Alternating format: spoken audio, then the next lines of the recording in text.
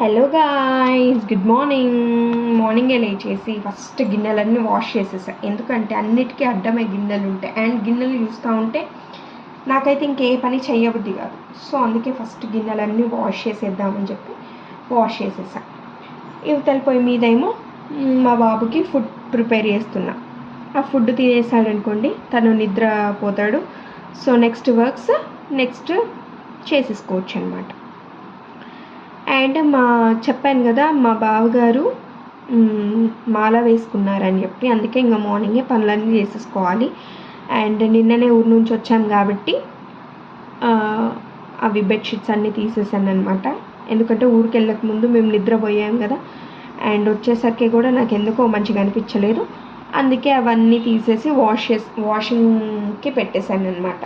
So ఇవాళ అన్నీ washing చేసేసి ఇల్లు కూడా పైన మళ్ళీ ఒకసారి దులిపేసుకొని 3-4 డేస్ లేను కదా, సో లైట్గా అలా బూజులు పెట్టేసాయి అనమాట.